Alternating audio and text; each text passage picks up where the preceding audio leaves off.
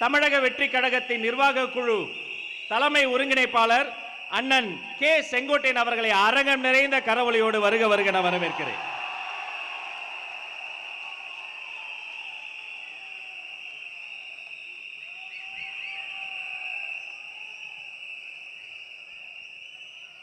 மாபெரும் செயல் வீரர் கூட்டத்தில் தலைவர் அனுமதியோடு இந்த நல்ல நிகழ்ச்சியை துவங்கி வைக்கிற நல்ல வாய்ப்பை தந்தமைக்கு கோடான கோடி நன்றி மலர்களை அவருக்கு நான் தெரிவித்துக் கொள்கிறேன். ஒரு அரசியல் வரலாற்றில் 50 ஆண்டு காலத்திற்கு பிறகு ஒரு புதிய முகத்தை எதிர்கால தமிழகத்தை ஆளப்போகிற வெற்றி கழகத்துடைய தலைவருடைய இணைந்து இந்த பணிகளை ஆற்றுகிற நல்ல வாய்ப்பை எனக்கு தந்திருக்கிறார்கள். இங்கே பார்க்கின்ற போது எல்லோரும் கையிலே விசிலை வைத்துக் கொண்டிருக்கிறீர்கள். ஆனால் நாளை காவல்துறை கூட விசிலை வைக்க முடியாத சூழ்நிலை ஏற்படும். அதை போலதான் பேருந்திலே பயணம் செய்கிற போது கண்டக்டர் விசில் அடிக்க மாட்டார்கள் என்ற நிலையும் உருவாகும். ஏன் இதை சொல்லுகிறேன் என்று சொன்னால், தலைவர் எல்லோரும் நினைத்தார்கள், எல்லோரும் எண்ணினார்கள். அவரை பொறுத்தவரையிலும்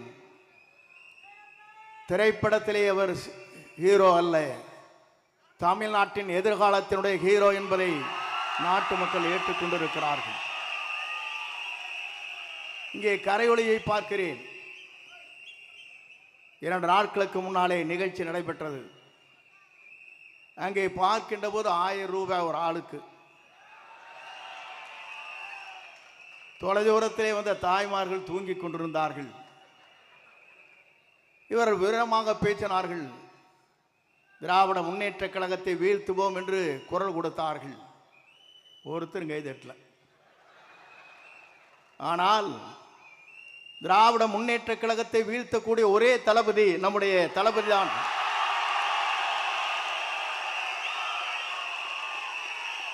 ஏன் இதை சொல்லுகிறேன் என்று சொன்னால், 10 கூட்டணி 8 கூட்டணி இதையெல்லாம் தூள் தூளாக்குற சக்தி யாரிடத்திலே இருக்கிறது என்று சொன்னால்,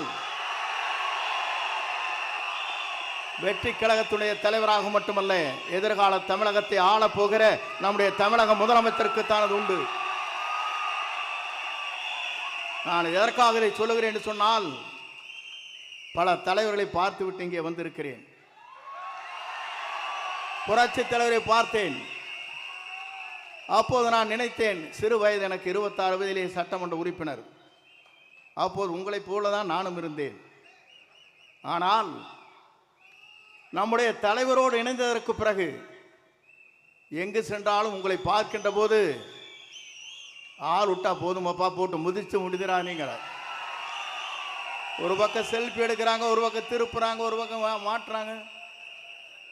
பெண்கள் அதற்கு மேலே ஓடி வந்து படம் எடுக்கிற காட்சியும் நான் பார்த்தேன். இது இந்திய வரலாற்றில் யாருக்குமே இல்லாத ஒரு புகழ் இவருக்கு இருக்கிறது என்ற வரலாறு இங்கே படைக்கப்பட்டிருக்கிறது. நான் அதை சொல்வதற்கு காரணம், நம்முடைய நோக்கம் தமிழ்நாட்டு மக்களை வாழ வைப்பதற்கு. ஏறத்தாழ 1000 கோடி ரூபாய் வருவாயை வேண்டியதில்லை என்று சொல்லிவிட்டு மக்களை காப்பதற்காக ஒரு தலைவர் இங்கே வந்திருக்கிறார் என்று சொன்னால், இந்த தலைவருடைய ஆற்றலும் சிந்தனையும் தொலைநோக்கு பார்வையும் மக்கள் கூர்ந்து கவனித்துக் கொண்டிருக்கிறார்கள். நான் அதை சொல்வதற்கு காரணம், பல இடங்களுக்கு செல்லுகிற போது சொல்வார்கள், இங்கே எந்த வீட்டை எடுத்துக்கொண்டாலும் நமக்கு தான் ஓட்டு. திமுக கார வீட்டில் கேட்டாலும் நமக்கு தாங்கிறாங்க. வேற கட்சி யாரை கேட்டாலும் நமக்கு தான் ஓட்டுங்கிறாங்க. எந்த கட்சியை கேட்டாலும் அவருக்கு ஓட்டு போடுவாங்க, நாங்கள் மட்டும் தளபதிக்கு தான் ஓட்டு போடுவோங்கிறாங்க. இது ஒரு அதிசயம் எங்கே இருக்கிறது என்று சொன்னால், இந்தியாவிலே இருக்கின்ற அத்தனை பேரும் கூர்ந்து கவனித்துக் கொண்டிருக்கிறார்கள். நான் ஒன்றை சொல்ல விரும்புகிறேன். டெல்லி இருப்பவர்கள் விமானத்தில் இங்கே சென்னைக்கு வருகிறார்கள். டெல்லியில் இருக்கிற இங்கே இருக்கிற துரித ரயிலில் இங்கே சென்னைக்கு வர முடியும், காரிலும் வர முடியும். ஆனால் செல்லுகின்ற பாதை எதுவாக இருந்தாலும் சென்னை என்ற இடத்தை நோக்கி மக்கள் வருகிற வரலாறு தமிழ்நாட்டிலே படைக்கப்படுகிற ஒரே தலைவர் நம்முடைய தளபதி என்பதை நான் இந்த நேரத்திலே கோடிட்டு காட்ட விரும்புகிறேன். எல்லோரும் சொன்னார்கள், இஸ்லாமிய பெருமக்கள் சொல்வார்கள், இறைவனிடம் கையேந்துங்கள், அவனை இல்லை என்று சொல்வதாக. இந்து மதம் சொல்லும், கேட்பதை கொடுப்பவனை கிஸ்ஸா கிஸ்ஸா என்று சொல்லும். அதே போல கிறிஸ்தவ மதத்தை சார்ந்தவர் சொல்வார்கள், தட்டுங்கள் திறக்கப்படும், கேளுங்கள் கொடுக்கப்படும் என்று சொல்வார்கள். ஆனால் கேட்காமலே கொடுக்கக்கூடிய ஒரு தலைவர் தமிழ்நாட்டில் இனி தோன்ற போகிறார். அவர்தான் தமிழ் மண்ணிலே முதலமைச்சராக வரப்போகிறார். அந்த வரலாறு படைக்கிற காலம்தான். எல்லோரும் நினைத்தார்கள் 10 கட்சியின் கூட்டணி அசைத்து விட முடியுமான்னு நினைக்கிறார்கள். எல்லோரும் ஆடி போய் நிற்கிறார்கள். ஏனென்று சொன்னால் ஒருவர் புதிதாக தோன்றி இருக்கிறார். அந்த இரு கட்சியிலும் இருக்கின்ற தலைவர்களே அல்ல. ஏனென்று சொன்னால் தலைமை என்பது வேறு. ஆனால் இன்று இருக்கிற தலைமை ஆடி போய் நிற்கிறது. எப்போது இவர் வெளிவந்தாலும் சரி, இவரை தமிழ்நாட்டு மக்கள் முதலமைச்சர் ஆக்கியே தீருவோம் என்ற சூழலை ஏற்று பணியாற்றி கொண்டிருக்கிறார்கள். இங்கே வந்திருக்கிற செயல் வீரர்களுக்கு தெரியும், எல்லோருக்கும் தெரியும், நாட்டு மக்களுக்கு தெரியும். நாளை தமிழகத்தை, நல்லாட்சியை தமிழகத்தில் நடத்தக்கூடிய ஆற்றலும் சிந்தனையும் தொலைநோக்கு பார்வையும் மனிதநேயமுக்கும் ஜாதி மத பேதமற்ற சமுதாயத்தை தமிழகத்திலே உருவாக்கக்கூடிய ஒரே தலைவர் நம்முடைய தளபதி மட்டும்தான் என்ற நிலை உருவாக்கப்பட்டிருக்கிறது. ஆகவே நீங்கள் கவலைப்பட தேவையில்லை. எந்த சக்தியாலும் தமிழ்நாட்டில் இனி நம்மை தடுத்து நிறுத்த முடியாது. அவர் வருவதை எந்த சக்தியாலும் தமிழ்நாட்டின் மண்ணிலே அவர் முதலமைச்சர் ஆவதை எந்த சக்தியாலும் தமிழ்நாட்டிலே நிறுத்தி விட முடியாது. அதைத்தான் நாம் இங்கே காணுகிறோம். நமக்கு கிடைத்திருக்கிறது விசில் சின்னம். நாம் எச்சரிக்கையாக இருக்க வேண்டும். தூங்கிக் கொண்ட இடத்திலே காதிலே சென்று விசிலை அடித்து விடாதீர்கள், மோட்டு போய்விடும். பஸ் ஸ்டாண்டிலே வயதிலே இருக்கின்ற தடுமாறி கொண்டிருக்கிற பெரியவர் இருக்கின்றத்திலே திடீரென்று விசில் அடித்தால் அவர் தடுமாறி போய்விடுவார்.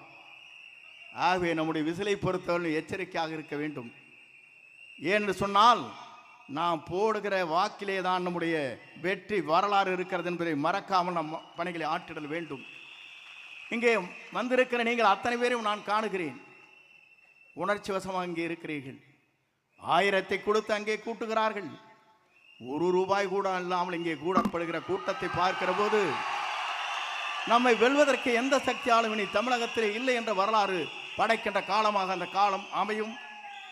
இங்கே வருகிறது முதலே இதை துவக்கி வைக்கிற வாய்ப்பினை உருவாக்கி தந்திருக்கிற நம்முடைய தளபதிக்கு மீண்டும் கோடான கோடி நன்றி வளங்களை தெரிவித்து விடைபெறுகிறேன். நன்றி, வணக்கம்.